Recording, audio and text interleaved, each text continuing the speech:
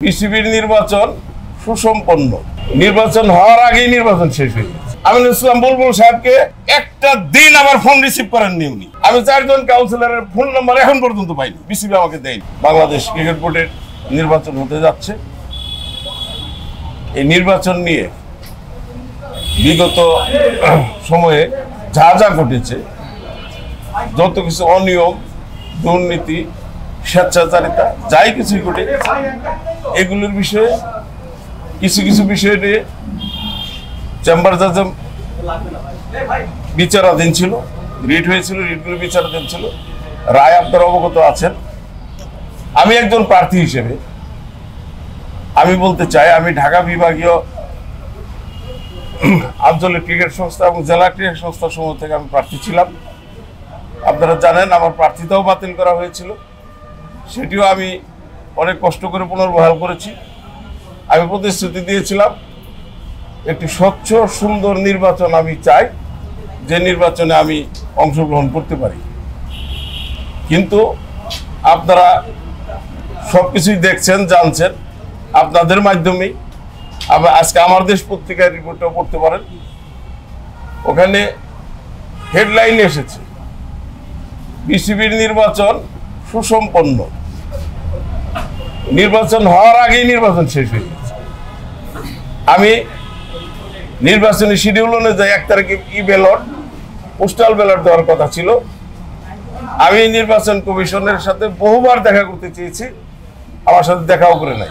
আমি দরখাস্ত দিতে চেয়েছিলাম যে ব্যালট এবং পোস্টাল ব্যালট শুধু তাদেরকেই দিবেন যারা দেশের বাইরে অথবা হাসপাতালে রোগী হিসেবে আছেন, যারা সুস্থ, যারা ঘুরে ফিরে খাচ্ছেন, যারা কাউন্সিলর হয়েছেন, যারা হোটেলে বসে আমোদ ফুর্তি করছেন, তারা কেন এই ব্যালটে ভোট দিবেন? ভোটটা কি? ভোট হইল একটি বন্ধন প্রক্রিয়া। সকল কাউন্সিলর এক জায়গায় আমরা আসবো, আমরা নিজেদের মধ্যে মত বিনিময় করব। আপনার জেলার কি সমস্যা, আমার জেলার কি সমস্যা, মত বিনিময় করবো, আমরা জানতে পারবো। বছরে একটা দিন, সবসময় তো হয় না। সুন্দরভাবে ভোট দিব, যারা জিতবো তাদের অভিনন্দন জানাবো, যারা হারবে তাদেরকে সমবেদনা জানাবো, এই তো ভোট। কিন্তু ভোট কি এই হচ্ছে? আমি এখন আমার প্রতিদ্বন্দ্বী 2 জন প্রার্থী সম্পর্কে বলতে চাই। তারা একজন বাংলাদেশ ক্রিকেটের লিজেন্ড, আমি লিজেন্ড হিসেবে ওনাকে শ্রদ্ধা করি এবং সারা বিশ্বে ওনার খ্যাতি রয়েছে, আমিনুল ইসলাম বুলবুল সাহেব। ওনার উচিত হয়নি ঢাকা বিভাগীয় আঞ্চলিক ক্রিকেট সংস্থাকে প্রার্থী হওয়া। উনি কোনোদিনই ঢাকা বিভাগের কোনো জেলারই কোনো সদস্য ছিলেন না, কোনো জেলারই কোনো ক্রিকেট নিয়ে উনি কাজ করেন নাই। আমি চ্যালেঞ্জ করতে পারি, আপনারা যদি দেখাইতে পারেন কোন জেলার একটা ক্রিকেট নিয়ে উনি একদিন ঢাকা বিভাগের মত বিনিময় করে অতীতে প্রেসিডেন্ট হওয়ার আগে যা বলবেন তাই মেনে নিব।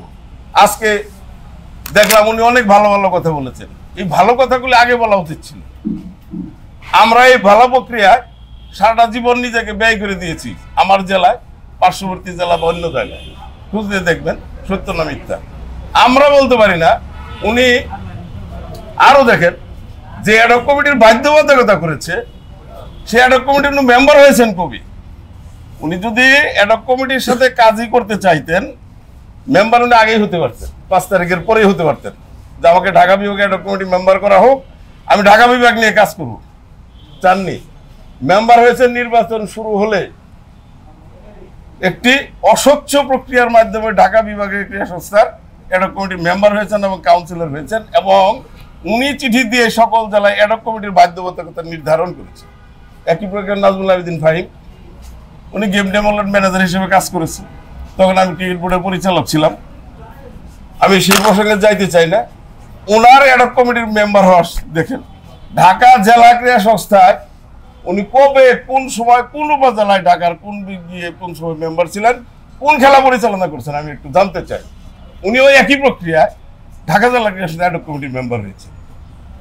তাইলে অত্যন্ত সুকৌশলে আর সারা দেশের যোগ্য ক্রীড়া সংগঠকদের, যারা যার যার জেলার ক্রিকেট নিয়ে পড়ে থেকে, তাদেরকে বিদায় করে কিছু অপ্রাপ্তবয়স্ক ছেলেদেরকে ক্রিকেট বোর্ডের কাউন্সিলর বানিয়েছে গেল। তারপরে আমি বলবো ঢাকা বিভাগের কিছু কাউন্সিলর, আমি নাম ধরে বলতে পারি, রাজবাড়ী জেলার কাউন্সিলর, খুঁজলে দেখেন, ফরিদপুর জেলার কাউন্সিলর, গোপালগঞ্জ জেলার কাউন্সিলর, গাজীপুর জেলার কাউন্সিলর, এরা বিগত কয়েকদিন যাবত হোটেল শেরাটনে অবস্থান করছেন। তাদের কি এতই পয়সা আছে? নিজের পয়সায় তারা হোটেল শেরাটনে অবস্থান করে ভোট পরিচালনা করছেন। এর নাম নির্বাচন? আমিনুল ইসলাম বুলবুল সাহেবকে আমি এই নির্বাচন, উনি তো একজন ভোটার, আমি ওনার কাছে ভোট চাইতে পারি। একটা দিন আমার ফোন রিসিভ করেননি উনি, একদিনও না। বা পাল্টা কোনো মেসেজও পাঠাননি যে আমি পরে আপনাকে ব্যাক করতেছি, করেন নাই। এটা তাহলে কিসের ভোট? আমি যদি একজন ভোটার কাছে ভোটই চাইতে না পারি, কিসের ভোট? আমি 4 জন কাউন্সিলরের ফোন নাম্বার এখন পর্যন্ত পাইনি, বিসিবি আমাকে দেয়নি। 4 জন কাউন্সিলর, তাহলে ভোট কি? তাহলে আমি কিভাবে ভোট করব? ভোটটা তো স্বচ্ছ না। আমি প্রমাণগুলি দিচ্ছি, আপনার প্রমাণ নেন। তারপরে আমি ই ব্যালটের ব্যাপারে নির্বাচন কমিশনকে 1 তারিখে বললাম যে আপনারা আজকে 4টে পর্যন্ত ই ব্যালটের তথ্য দেওয়ার কথা, আমি একজন প্রার্থী, আমাকে তথ্য দিন। আমি লিখিতভাবে জানাতে চাইলাম, অফিস বন্ধ, কিচ্ছু নাই, তারা কোথায় বসে কোনো ঠিকানা নাই। নির্বাচনের কাজ থাকবে, নির্বাচন যতদিন চলমান থাকবে নির্বাচন কমিশনের অফিস সবসময় এখানে খোলা থাকবে, আমাদের নানান বিষয় নিয়ে আমরা কথা বলতে পারি। ওনারা আসেন নাই, বহুবার ফোন করেছি, আমি ফোন প্রমাণ দেখাতে পারি, ফোন রিসিভ করে না। পরবর্তীতে আমি সিওর সাথে কথা বললাম, সিওকে বলার পর সিও তাদের সাথে কথা বললো, তারা আমাকে তথ্য দিল 4 তারিখে যে 63 জন ব্যালট নিয়েছে। আমি বললাম যে আমার 63 জন তো জানা দরকার নাই, আমার দরকার আমার বিভাগে কতজন নিয়েছে, কে কে নিয়েছে, এই তথ্য আমি পেতে পারি। ওই তথ্য আমরা দিতে বাধ্য নই। আমি বললাম অবশ্যই বাধ্য, তাহলে বলেন আমাকে, আমি নির্বাচন থেকে সরে যাই। ফোন রেখে দিল, ফোন আর ধরলেন না।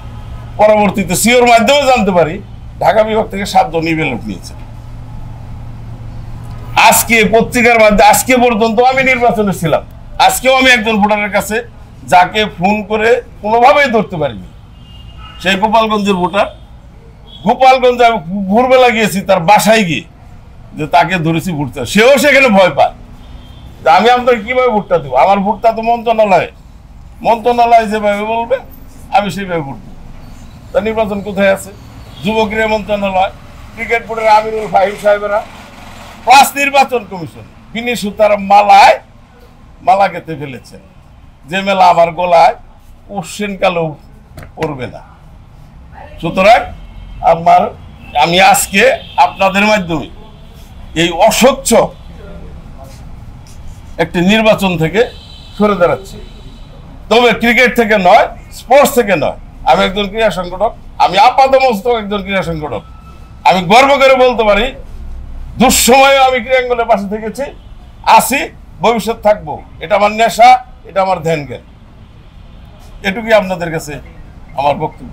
ইলেক্টেড হচ্ছে, এই ইলেকশন বোর্ডের মানে ইলেক্টেড বোর্ডের সঙ্গে আপনারা কি ভবিষ্যতে কাজ করতে পারবেন, বা আপনাদেরকে জেলা থেকেও সরিয়ে দেবে কিনা সেই এটা তো তাদের ওনাদের পরিকল্পনাই বললেন, সুনির্দিষ্ট পরিকল্পনা বলে ফেলবেন। কিন্তু এই প্রক্রিয়ায় মনে হয় না নির্বাচন শেষ হয়ে গেলে ওনারা জেলার কাউকে চিনবেন। জেলার কোনো কাউন্সিলর আমার মনে হয় না ওই গেট পার হতে পারে, এটা আমি বলতে পারি। তো জেলার পরিকল্পনা কিভাবে বাস্তবায়ন করবেন আমি জানি না, কারণ আমি যতটুকু জানি এই বিগত 5 তারিখের পর আসিফ মাহমুদ সজীব ভুইয়া দায়িত্ব নেওয়ার পর যেভাবে অ্যাডহক কমিটি সারা দেশে সাজিয়েছেন, খোঁজ নিয়ে দেখেন জেলা প্রশাসক বিভাগীয় কমিশনারগুলো এই অ্যাডহক কমিটি নিয়ে বিরক্ত। তারাও চাচ্ছে না এই অ্যাডহক কমিটি দিয়ে স্পোর্টস রান করবে। স্পোর্টস বাংলাদেশের অলরেডি মুখ থুবড়ে পড়ে গেছে, জেলা বিভাগের স্পোর্টস। সুতরাং এই অবস্থা থেকে বের হয়ে আসা শুধুমাত্র ক্রিকেট দিয়ে যে বাংলাদেশকে বের করে নিয়ে আসবেন ওনারা তো পারবেনই না, আর ওনাদেরকে কোনো জেলা রিসিভও করবে না।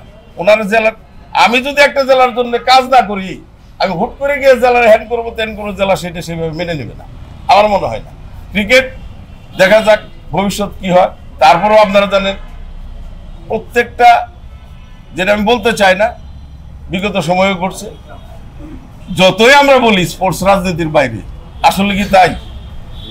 অতীতে কোন সময় কি আপনারা দেখছেন কোন রাজনৈতিক সরকার এসে তাদের লোক ছাড়া স্পোর্টস পরিচালনা করছে? সেরকম আগামীতে যে নির্বাচন হবে, খুব বেশি না, খুব কাছেই নির্বাচন, সেই নির্বাচন যেই দল আসবে সেই দল যে তার মতো করে ক্রিকেট বোর্ড সাজাবে না তার কি খুব গ্যারেন্টি আছে? এই গ্যারান্টি ওনারা দিতে পারবেন না আমরা দিতে পারবো। ওকে ফোন ভাই, আপনার যেটা বললেন সেটা হলো যে ওনারা তো গঠনতন্ত্র চেঞ্জ করে ফেলবে, কারণ কাউন্সিলর ওনাদের সবকিছু ওনাদের, তারপর আগামী 4 বছর তো আপনারা এখানে আসতেই পারবেন না, সেক্ষেত্রে আপনারা কিভাবে বলেন? পাপন সাহেব বিদায় নিয়েছেন বলতে চাই না, ওনার বিদায়টা পলাতক অবস্থার মধ্যে দিয়ে হয়েছে, কিন্তু উনি সফল। উনি এমন একটা গঠনতন্ত্র রেখে গেছেন ক্রিকেট বোর্ডে, যেটা দিয়ে, যে গঠনতন্ত্র দিয়ে যে কোনো সরকার, যে কোনো ক্ষমতাসীন দল এবং রাষ্ট্র যা খুশি তাই করতে পারে। আমরা এই গঠনতন্ত্রের পরিবর্তন চাই, এমন একটা গঠনতন্ত্র চাই যাতে করে তৃণমূল পর্যায়ের ক্রীড়া সংগঠকেরা তাদের মতামত বাস্তবায়ন করতে পারে, তারা দায়িত্ব গ্রহণ করতে পারে, তারা ক্রিকেট বোর্ডে আসতে পারে। তৃণমূল পর্যায়ের যে 10 জন পরিচালকের মধ্যে ঢাকার থেকে সবাই হবেন, হঠাৎ করে রাজনৈতিক নেতার ছেলে হবেন, হঠাৎ করে অমুক হবেন তমুক হবেন, এগুলো আমরা আশা করি না। আমরা চাই যে জেলায় যারা কাজ করবে তাদের মধ্যে থেকেই, আমরা যেটা বলেছিলাম 2012 সালে আমি গণতন্ত্র কমিটির সদস্য ছিলাম, আমি বলেছিলাম জেলার কাউন্সিলর হবে কমপক্ষে তাকে ওই জেলার সাধারণ পরিষদের সদস্য হতে হবে এবং তাকে ওই জেলার কার্যনির্বাহী পরিষদের সিদ্ধান্ত সাপেক্ষে জেলা প্রশাসক অথবা সাধারণ সম্পাদক মনোনয়ন দিবেন, যেটা ছিল সবচেয়ে বাস্তবসম্মত, যেখানে কোনো হস্তক্ষেপের সুযোগ ছিল না। সেটাকে এই পাবন সাহেবেরা বিগত সময়ে এই গণতন্ত্রটাকে ইচ্ছা মতো পরিবর্তন করে এই আজকের যে এই সংকটের জন্য সুন্দর একটা জায়গা রেখে গেছে। ওনারা কিন্তু সফল, সেই দিক থেকে আমি বলবো। আর একটা বিষয় আমি বলি, আজকে 13টা ক্লাব বা 15টি ক্লাব কোর্টের মাধ্যমে কাউন্সিলরশিপ ফিরে পেয়েছি। আমি একটু পিছনে যেতে চাই। বিগত 9 বছর আমি ময়মনসিংহ বিভাগীয় ক্রীড়া সংস্থার সাধারণ সম্পাদক ছিলাম। জাতীয় লিগে প্রত্যেকটি বিভাগীয় ক্রীড়া সংস্থা খেলে। বিগত 9 বছর আমি 90 বার ক্রিকেট বোর্ডে ধর্ণা দিয়েছি। ময়মনসিংহ বিভাগকে জাতীয় লিগে খেলতে দেওয়া হয় নাই। পাশাপাশি বিভাগের কাউন্সিলরশিপ তো দূরের কথা, বিভাগের কোনো কার্যক্রমেই এই ক্রিকেট বোর্ড আমাদেরকে অন্তর্ভুক্ত করে নাই। সেই ক্ষেত্রে 15টি ক্লাব ঠিকই কাউন্সিলরশিপ পেয়েছে সেই সময়। তাইলে তাদের এই ক্রিকেটকে নষ্ট করার যে মূল অস্ত্র, যেটা গণতন্ত্র, সেটাকেই তো তারা নষ্ট করে দিয়েছে।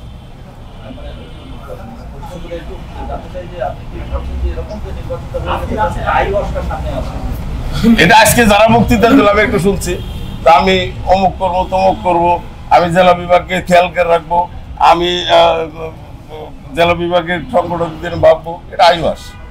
অতীতে আমরা দেখি নাই। আমি 42 বছর যাবত ক্রীড়াঙ্গনে আছি, শুধু ক্রিকেটের নির্বাচন না, ফুটবলের নির্বাচন না, অন্য সংগঠন নির্বাচনে আমি সম্পৃক্ত থাকি, যেহেতু জেলার স্পোর্টস নিয়ে আমি কাজ করি।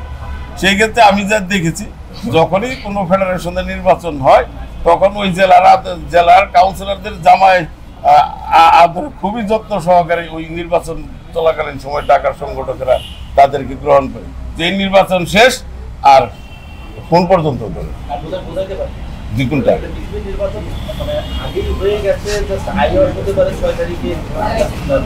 এটা আজকে প্রত্যেকের প্রমাণ। গত দেখে থাকবেন যে 35 জন কাউন্সিলরকে একটা কম্পিউটার এবং একটা স্ক্যানার মেশিন দিয়ে 2 জন করে ডেকে ভোট নিয়ে নিয়েছে। যেটা আজকে পত্রিকা, আমার দেশ পত্রিকায় দেখেন, এটা তো পোস্টাল ভোটের সিস্টেম না। আপনি পোস্টাল ভোট দিবেন আপনি নিজের মেল থেকে, আপনি নিজে একা দিবেন, সেখানে কেউ থাকবে না। বা নির্বাচন কমিশন যদি পোস্টাল ব্যালট আপনাকে এলাউই করে প্রতিদ্বন্দ্বী প্রার্থী হিসেবে আমাকে জানাবেন উনি পোস্টালে ভোট দিবেন, তাহলে আমি এজেন্ট চাই যে উনি কিভাবে ভোট দিবেন এটা আমাকে জানতে হবে। এটা কিন্তু তারা করে নাই। আজকে আমার দেশ পত্রিকার রিপোর্ট মিলাই দেখেন, শেরাটন হোটেলের যারা অবস্থান করছে তাদের মিলাই দেখেন, একটা জায়গায় বসে থেকে 35 জনকে ডেকে ডেকে ভোট গ্রহণ করা হয়েছে। গত রাতে বা তার আগে রাতে রাতের ভোট তবু তো ওরা ব্যালট বাক্স পড়ছে, সেটা আলাদা জিনিস। এরা তো সুকৌশলে এমন কাজ করছে, সেটা ব্যালট বাক্সেরও হার মানাই ফেলছে। এবং এই অবস্থা ক্রিকেটের স্বার্থে আমার সর্বশেষ কথা, এই অবস্থার পরিবর্তন চাই। এসব থাকবে আমরা চাই না। সকলকে নিয়ে এই নির্বাচন বাতিল করে পুনরায় একটু স্বচ্ছ সুন্দর নির্বাচন হোক, সেখানে যেই নির্বাচিত হবে তাকেই স্যালুট দিই। ধন্যবাদ। ধন্যবাদ।